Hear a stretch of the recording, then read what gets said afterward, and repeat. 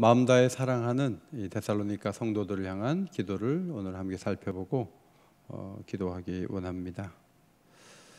여행을 가서 가이드와 한 주를 보낸 적이 있는데 여행이 끝나도 저분 참 얘기도 재밌게 하고 도움도 많이 줬으니까 연락하고 좀 지내야지 그런 마음을 가졌지만 여행이 끝나고 나면 사실 그분도 바쁘고 저도 바쁘고 그래서 연락이 안 되는 경우가 대부분입니다.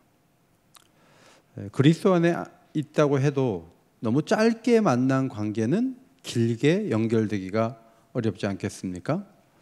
에베소처럼 몇 년 있었던 그런 교회도 있지만 데살로니가는 3주 교회 개척을 했고 떠났어요. 그러니까 추억이랄 게 별로 없는, 한 달도 같이 안 있었던 그런 교회였어요. 그런데 데살로니가 전서를 읽어보면 짧게 만난 것 치고는 너무너무 데살로니가 성도들을 사랑하는 사도의 모습을 볼 수가 있습니다. 그 사랑이 가는 그 어떤 이 사도의 마음이 그 앞에 잘 나타나 있는데 또 데살로니가 교회 성도들도 굉장히 특별한 사람들이다 그런 생각을 하게 됩니다. 먼저는 데살로니가 전서 2장 13절입니다. 한번 2장 13절을 앞에 보시고 읽겠습니다. 시작. 이러므로 우리가 하나님께 끊임없이 감사함은 너희가 우리에게 들은 바 하나님의 말씀을 받을 때 사람의 말로 받지 아니하고 하나님 말씀으로 받음이니 진실로 그러하도다. 이 말씀이 또한 너희 믿는 자 가운데서 역사하느니라. 아멘. 갈라디아 지역에 있는 교회나 고린도에 있는 교회는 바울을 굉장히 공격했어요. 바울의 사도권을 의심하는 사람도 있었어요. 그래서 서신서를 읽어보면 바울이 자기를 변호하려고 많은 글을 써놨어요. 그런데 데살로니가 교회는 짧게 있었지만 이 사람들이 바울에게 준 굉장히 큰 격려가 무엇인가 하면 저건 사도의 얘기가 아니야. 저 말씀은 사도를 통해 하나님이 우리에게 주시는 말씀이야. 이렇게 받았다는 거예요. 그러니까 바울에게는 굉장히 고마운 그런 교회였다 하는 것이죠. 데살로니가 전서 2장 14절 너희도 너희 동족에게서 동일한 고난을 받았느니라. 유대인의 미움을 받아 당시 교회들은 큰 어려움이 있었어요. 고난을 받으면 안 모이면 되는 거죠. 안 만나면 되는 거예요. 그냥 교회로 모이지 말고 흩어지면 고난도 없어지는 거예요. 그런 방향으로 갈 수 있지만 이 뿌리가 짧은 이 교회가 고난을 받고 견뎌내는 거예요. 그리고 더 견고한 믿음을 갖는 모습을 보여주는 거예요. 그것이 사도에게는 굉장히 고마운 모습이었겠죠. 그래서 바울이 말합니다. 17절 형제들아 우리가 잠시 너희를 떠난 것은 얼굴이요 마음은 아니니 너희 얼굴 보기를 열정으로 더욱 힘썼노라. 잠깐 만났다가 안 만나면 마음이 식어지잖아요. 막 부부도 외국 가 살고 이러면 나중에 문제 생기거든요. 부부였지만 떨어져 사는 건 그만큼 마음을 쉽게 만드는 거예요. 그런데 바울은 정말 다시 보고 싶은 거예요. 만나기를 원해. 열정으로 더욱 만나기를 원했다. 그런데 만났을까요? 못 만났을까요? 못 만났다는 거예요. 이유가 뭔가 하면 사탄의 방해 때문이라 그래요. 사탄의 방해가 어떻게 나타났을까? 두 가지로 추측할 수 있는데 하나는 유대인들이 핍박을 해서 그 핍박을 피해 다니느라 데살로니가에 갈 여유가 없어서 못 갔다. 그러면 유대인이 핍박하지만 그것은 뒤에 사탄이 있어서 어디 데살로니가 교회를 가서 말씀을 전하려고 해? 못 가 하고 사탄이 막았을 가능성. 두 번째 가능성은 육체의 가시, 사탄의 가시, 질병이 너무 아픈 거예요. 몸살이 나고 막 힘든 거예요.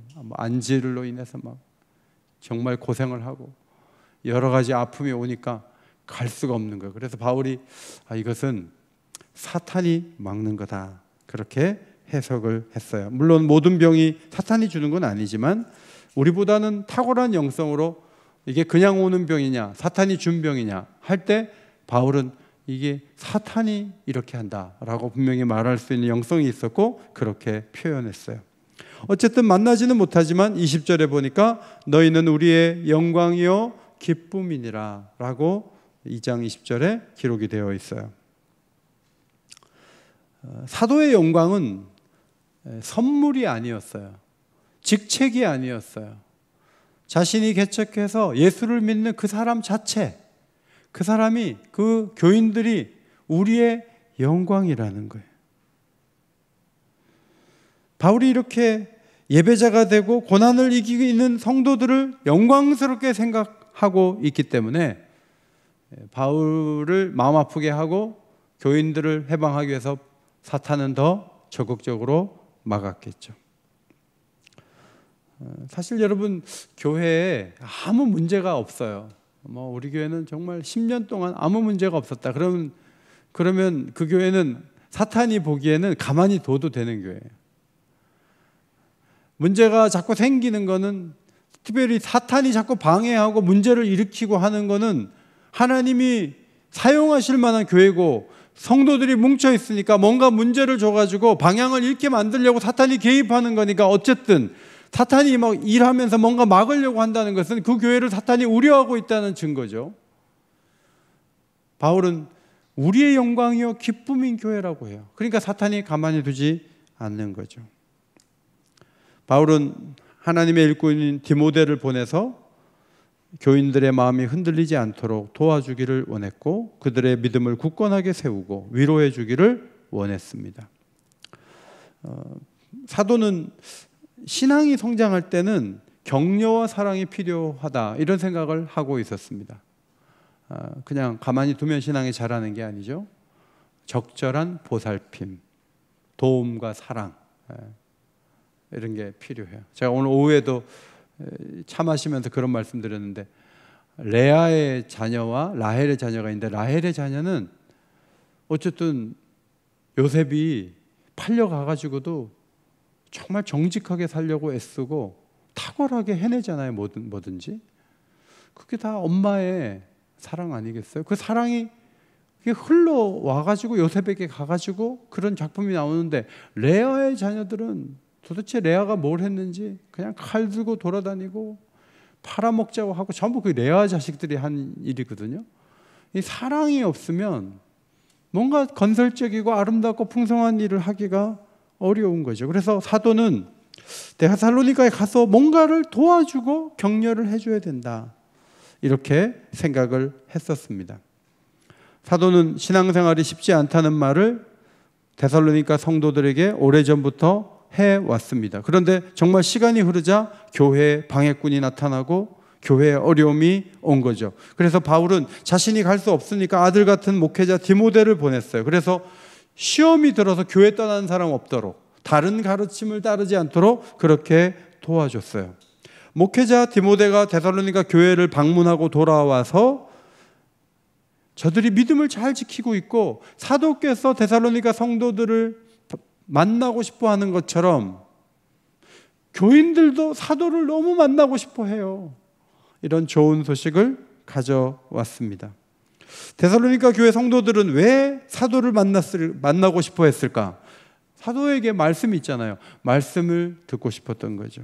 처음에 받았던 그 말씀을 다시 듣고 하나님께서 주신 사명을 감당하기를 원했던 거죠. 여러분들이 목회자를 존경하고 따르는 것은 신앙이 자라는데 좋은 모습이에요. 그런데 부서의 목회자들도 저는 우리 부서 목사님 너무 좋아요. 왜 좋아요? 그러면 잘생겼어요. 그래서 좋아요. 떡볶이를 잘 사줘요. 그래서 좋아요. 여행을 잘 다녀요. 그래서 좋아요. 남자다워요. 그래서 좋아요. 땡, 별로 안 좋은 거예요. 그건 좀 별로 안 좋아요. 목회자가 우리 부서 목회자가 너무 좋아요. 왜 좋아요? 하나님의 말씀을 너무 잘 전했어요. 그분의 말씀을 들으면 귀에 쏙쏙 들어와요. 내 심령이 살아나는 것 같아요. 성경에 길이 보여요. 그분이 가는 곳에 말씀이 있으니까 전 너무 좋아요. 오늘 데살로니가 교회 성도들이 사도를 만나고 싶어 했던 것도 말씀을 주는 영적 부모였으니까 그랬던 것이겠죠. 바울은 그런 모습을 보면서 그 배고프고 환난 있는 그 상황에서 신앙을 지키고 순수한 그런 하나님 나라에 대한 그림이 전혀 구겨지지 않고 사도를 보기를 원하는 그 모습의 소식을 디모데로부터 들으면서 위로를 받았다는 거예요. 그 위로를 받았다고 하면서 주 안에 굳게 선 이들을 보며 우리가 이제는 살리라. 사실 듣기 전에는 걱정이 많이 됐어요. 이 교인들이 흔들려가지고 핍박도 오고 어려움이 있어가지고 교회 등지고 교회도 안 나오고 그러면 어떡하지? 이 걱정을 하다가 너무 신앙생활 잘한다고, 사도를 보고 싶어 한다고 그런 얘기를 들으면서 안도의 한숨을 쉬는 거죠. 그러면서 9절부터 13절까지 어떻게 그 사랑하는 데살로니가 성도들을 위해서 마음을 다해 기도했는지 소개하고 있어요. 첫 번째 기도 제목은 데살로니가 교회 성도들에 대해서 하나님께 어떻게 보답할고 다시 감사의 기도를 드리고 있다고 말하고 있습니다. 데살로니가전서 1장 2절에 너희 모두로 말미암아 항상 하나님께 감사한다는 말을 이미 했지만, 이렇게 신실하고 신앙적으로 견고하고 고난을 이겨내고 사도에 대한 이미지가 훼손되어 있지 않고 사랑하는 마음으로 보기를 원하고 듣기를 원하는 이렇게 귀한 성도들을 세워주신 분은 하나님이잖아요. 그 하나님 앞에 내가 어떠한 감사로 보답할고, 그것이 사도가 기도하는 첫 번째 내용이었다 하는 것이죠. 여러분, 감사는 누구한테요? 하나님께 하는 거예요. 그런데 하나님께 하는 그 감사를 지금 감사의 이유를 제공한 데살로니가 성도들에게 얘기를 해준 거예요. 여러분들이 너무 잘하고 있기 때문에 제가 하나님께 감사 기도를 드리고 있다는 거죠. 그렇게 함으로 격려를 해 주는 것입니다. 여러분, 누군가가 기도 속에 감사의 이유가 되었다, 내가 다른 사람의 기도 속에 내가 감사의 이유로 등장했다, 그러면 굉장히 기분 좋은 거예요. 감사한 일이에요. 네. 여러분 가운데 어떤 분이 저한테 저는요 말씀이 선포되는 옥인교회 다니는 게 너무 감사하고요, 저는 목사님 말씀에 은혜를 받고요, 목사님을 하나님이 보내준 걸 저는 믿고 있어요, 이렇게 얘기를 하는 사람은 없지만 했다고 합시다. 그러면 그게 얼마나 큰 칭찬이에요. 그건 저한테 감사하는 것보다 훨씬 더 규모도 크고 영적이고 아름다운 감사가 될 수가 있죠. 어르신 잔치에 제가 간 적이 있는데 그 어르신이 친구들을 많이 모아왔어요. 근데 그날은 이제 그 어르신 생신이었거든요. 근데 막 친구들이 이러는 거예요. 막 지금까지 보아온 이 친구는 마이크 잡고 막 돌아가면서 얘기하는데 막 엄청 높이는 거예요. 그런데 이제 포도주를 한 잔씩 다 드시는데 막 술을 마시면서 막 계속 그분을 칭찬하는데 막 그 많은 사람들이 이분을 단점은 하나도 말 안 하고 막 장점만 막 계속 1시간 동안 얘기하는 거예요. 저는 거기 앉아가지고 그걸 들으면서 북한에 온 것 같은 느낌이 드는 거예요. 야, 이거 아무리 생일이라 그래도 밥을 비싼 걸 사준다 그래도 이렇게 사람을 높일 수가 있나? 이거 너무 심한 거 아니야? 그런 생각이 들었던 적이 있어요. 여러분, 우리가 행복하고 좋은 날 예배를 드리는 이유가 뭐예요? 예를 들어 80회 생신이 됐다, 목사님 오셔서 예배 인도해 주세요. 그럼 목사님 가가지고 아무개 장로님, 아무개 집사님은 교회를 지금까지 40년 다녔는데 한 번도 지각한 걸 본 적이 없고 금요기도회 때마다 너무 잘 나오셨고 코로나 시대에 이렇게 봉사하셨고 막 제가 계속 그렇게 해서 그분을 높이나요?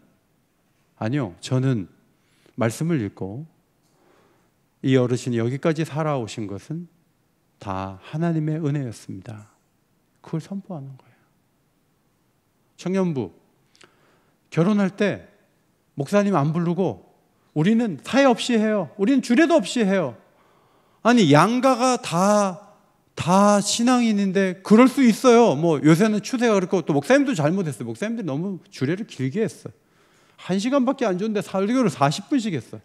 그래갖고 목사님들 조심해야 되겠다, 항의 받겠다. 그래가지고 이제 주례 없이 하는 거예요. 주례 없이 막 하는데 등장하는 게 주인공이 누구예요? 신랑과 신부예요. 모두가 신랑과 신부를 주목하고 신랑과 신부를 높이고 신랑과 신부가 잘 살라고 축복하고 신랑과 신부가 그 자리에서 최고가 된 거예요. 그거를 1시간 동안 하고 나면요, 정상적인 성령이 임한 사람들은요, 허전함을 느껴요. 뭐지? 이게 전부야? 하나님이 축복을 하시고 하나님이 영광을 받으시고 하나님이 이 사람들의 복을 줄 것인가 무엇을 줄 것인가를 결정할 수 있는 만군의 하나님이 이 예식 가운데 함께하고 있다는 그 영광스러운 예배를 포기하면, 그러면 하나님이 외면하면, 얼굴을 돌리면 어떡하려고 그래요? 목사를 부르고 안 부르고는 두 번째예요. 문제는 사람들이 모여갖고 무슨 잔치를 하기 시작하면 그게 금방 포도주 한 잔 들어가면 느부갓네살 왕의 잔치가 되고 헤롯 왕의 잔치가 되는 거예요. 거기에 감사가 있어요? 그 감사를 누구한테 올려요? 부모한테 돌려요? 당사자에게 돌려요? 아니요. 그건 잘못된 거예요. 우리가 여기까지 온 것도 다 하나님의 은혜인 줄 믿습니다. 모든 자리에서 하나님께 경배하는 거예요. 내일도 임직 감사 예배예요. 그동안에 막 업적이 많아가지고 이분들을 치하하는 자리가 아니에요. 하나님이 도와주셔서 여기까지 온 거예요. 하나님이 함께 하셔서 여기까지 온 것을 고백하는 자리예요. 그래서 우리가 가장 정상적인 상태에 놓이고 가장 좋은 모습이 무엇인가 하면 함께 모여 하나님께 감사하는 거예요. 기도도 마찬가지. 서로를 향한 하나님에서 주신 은혜에 대한 감사가 있어요. 자, 그것을 가지고 하나님 앞에 감사를 드린 다음에 그 당사자에게 얘기를 해주는 거예요. 내가 이런 당신에 대한 감사로 하나님께 기도했다고. 자, 이것은 하나님께 기도한 얘기예요. 그런데 그걸 듣는 사람 입장에서는요, 굉장히 큰 격려가 된다는 것이 매우 중요해요. 어떤 사람은 마지막 날에 하나님 예수님 앞에 가서 잘했도다 충성된 종아, 그 한마디면 되지 무슨 칭찬을 받아? 안 돼. 새 가족이 와도 박수도 안 쳐. 예배 시간은 하나님만 높이는 시간이야. 어디 박수를 쳐. 옆에 사람한테 잘 나오셨습니다, 그런 거 인사도 하면 안 돼. 오로지 하나님만 봐야 돼. 이런 분들이 계세요. 이런 사람들은 하나님을 높이면서 상대를 격려하는 사도의 표현을 배울 필요가 있어요. 피택자들이 7개월 동안 교육을 받았어요. 힘드셨을 텐데 참 잘 참여하셨고 글도 잘 쓰고 대화도 많이 나누고 그냥 줌으로 많이 만났어요. 일주일에 한 번씩 7개월 동안 끈기 있게 잘했어요. 그래서 정말 잘했어요 라고 말할 수 있어요. 그런데 정말 좋은 표현이 뭐냐면, 힘을 다해 참여할 수 있는 열정을 주신 하나님께 어제 감사의 기도를 드렸어요. 자, 이게 굉장히 좋은 표현이라는 거예요. 남편에 대해서 이렇게 말할 수 있어요. 여보, 가정을 위해 최선을 다하는 자상한 남편을 주신 그 하나님께 어제 금요 기도회 때 감사의 기도를 드렸어요. 그러면 남편이 나한테 감사해야지 왜 하나님께 감사해? 그러지 않아요. 자기가 감사의 중심에 서 있고 하나님께 감사를 드렸다는 말을 듣고 숙연해질 수가 있어요. 목사님 설교 최고예요. 목사님 어제 은혜 받았어요. 이 말도 좋지만 더 좋은 얘기는 이거예요. 어제 예배 시간에 말씀을 통해 은혜 주신 하나님께 감사를 드렸습니다. 그러면 감사를 받는 분은 하나님이지만 듣는 사람이 격려가 될 수 있다니까요. 이것이 성경적 표현이에요. 성경적 기도예요.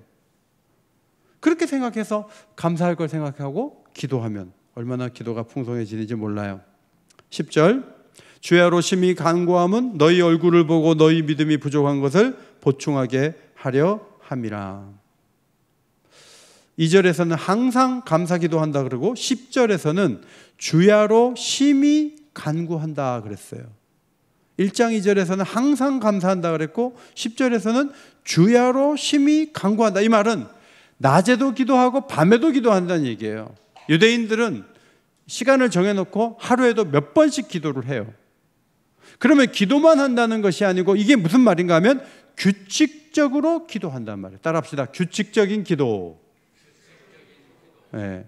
정말 훌륭한 기도는요, 어제 한 기도를 오늘 하고요, 아침에 한 기도를 저녁에 하고 지난주에도 기도한 것을 또 반복해서 기도하는 거예요. 하나님이 모르기 때문에 각인시켜주기 위해서 하는 것이 아니라 그것이 기도에 마땅한 태도이기 때문에 반복해서 기도하는 거예요. 3주 개척하고 떠난 교회를 위해 낮에도 기도하고 밤에도 기도하고 규칙적으로 기도하는 건 쉬운 문제가 아니에요. 교회를 위해 교회에 모여서 지속적으로 기도하는 것은 얼마나 중요한지 몰라요.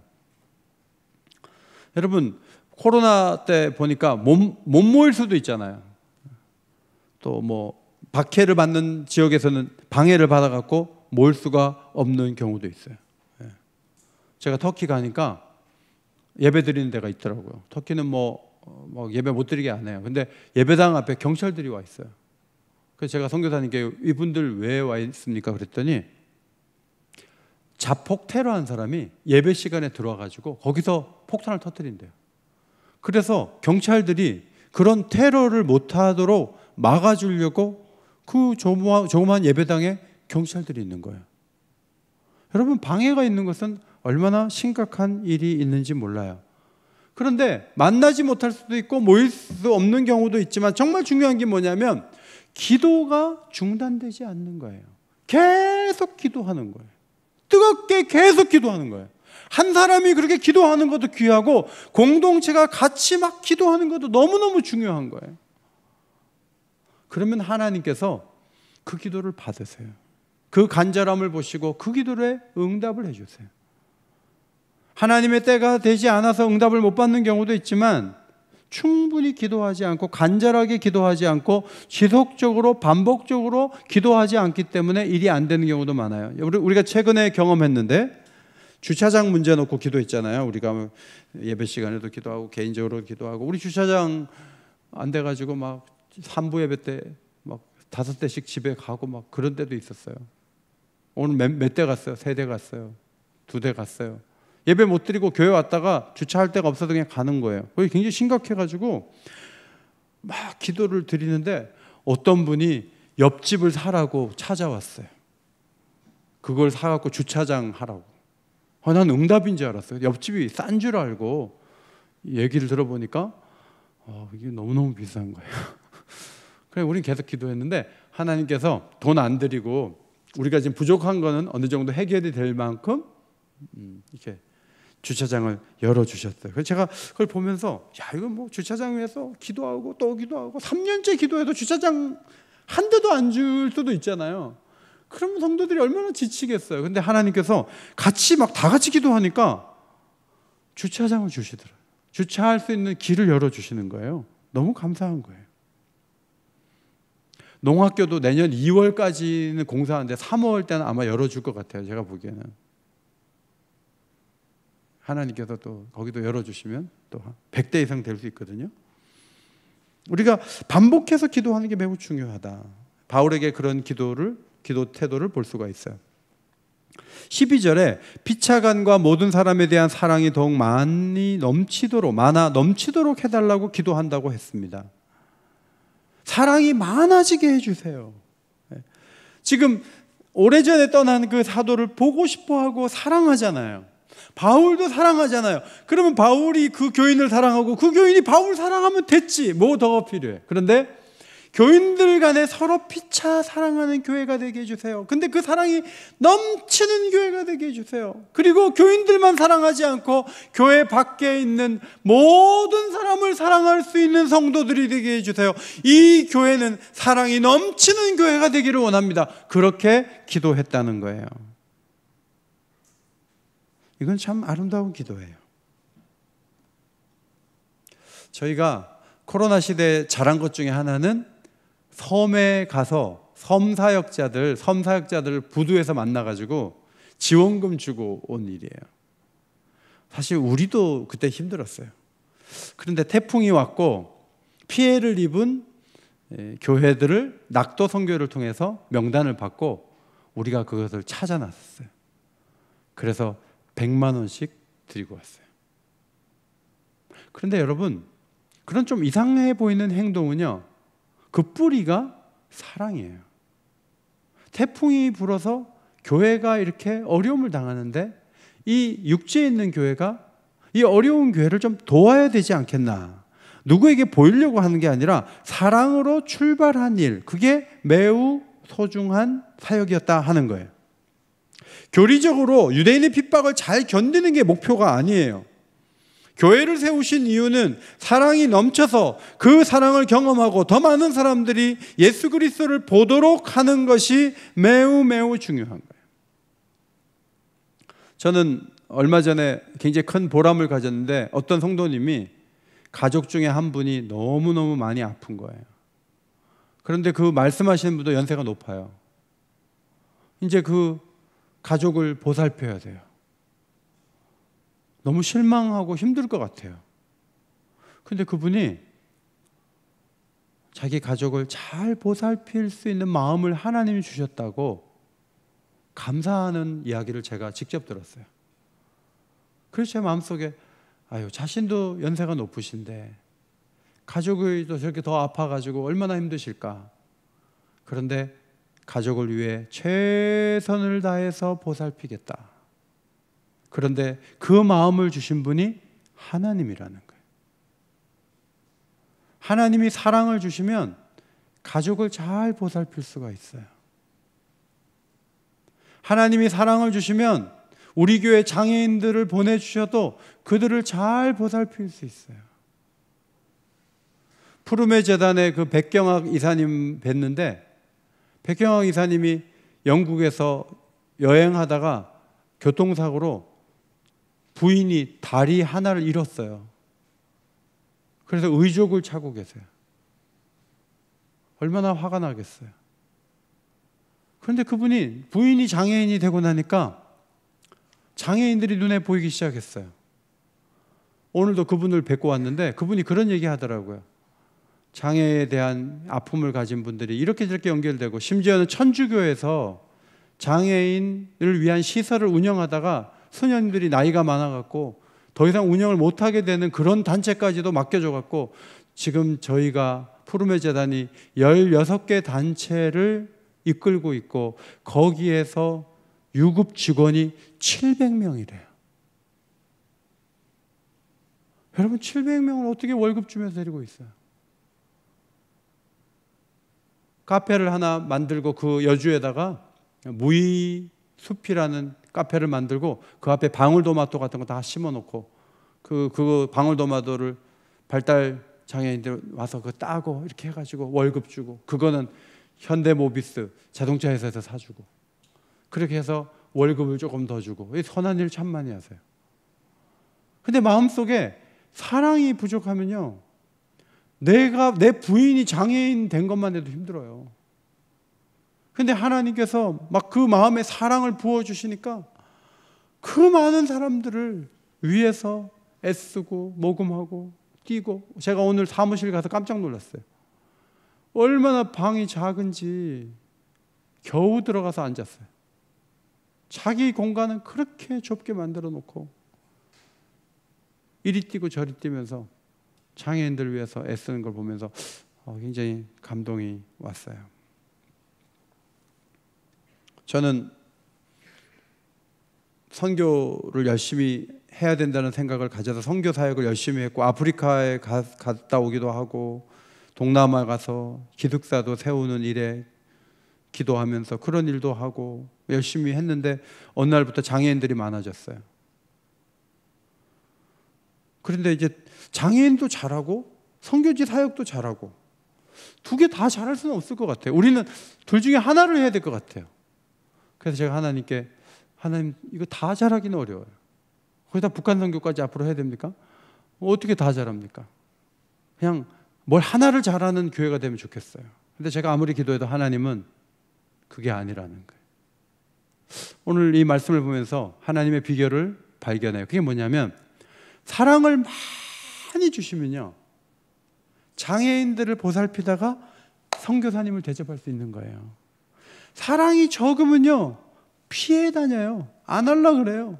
사역도 안 하고 만나기도 싫고 집에 혼자만 있고 싶고 그냥 숨 쉬는 것도 힘들어요. 밥 먹는 것도 힘들어요. 근데 사랑을 많이 주시면 만나고 베푸는 게 즐거움이 될 수가 있어요. 사도 바울은 데살로니가 교회 성도들이 피차간의 사랑이 많아지고 모든 사람을 더욱 많이 사랑할 수 있는 성도들이 되게 해주세요. 그렇게 기도를 한 거죠. 몇 주 전에, 한 2주 전에 파출소 경관 7분이 오셔서 저희와 함께 교회에서 식사를 했어요. 식사 끝에 제가 꼭 필요한 것이 뭔지 말씀해 주시면 저희가 할 수 있는 일은 해볼게요. 그랬더니 곧바로 국가 돈으로는, 경찰 그 재정으로는 건조기는 못 산대요. 세탁기는 있는데 건조기가 없대요. 근데 건조기 그거를 이렇게 빨래를 널어 놓는데 여자 순경도 있고 그게 참 불편한 거예요. 그 건조기 한 대. 당에 말씀드렸더니 우리 장로님들이 아우 해줍시다. 우리 지역사회 위해서 해줍시다. 그래갖고 월요일 날 주문해갖고 수요일 날 건조기가 도착을 했어요. 어제 목요일 날 건조기가 도착했어요. 근데 여러분, 오늘이 무슨 날인지 아세요? 오늘 경찰의 날이에요. 오늘 아침에 소장님이 저한테 문자 보냈어요. 알고 보니 목사님, 오늘이 경찰의 날인데 옥인교회에서 이렇게 건조기를 해주셔서 우리 순경들이 전부 교회에 고맙다 그런다고. 자, 이걸 가지고 어떤 예민한 사람들은 아니 그러라고 헌금해? 무슨 지역사회 돈이 많아? 건조기 사줘? 우리 집에는 없는데 거기다 왜 사줘? 자, 이렇게 나올 수가 있어요. 이것은 사랑이 부족해서 나오는 현상이에요. 여러분, 경관들이 얼마나 고생한지 몰라요. 얼마나 위험에 처할 때가 많은지 몰라요. 그리고 지금은요, 도둑이나 강도가 힘든 게 아니고요, 경찰이 똑바로 안 한다고 민원을 넣는 일반 시민들이 무서운 거예요. 그래가지고 경찰들 들볶고 힘들게.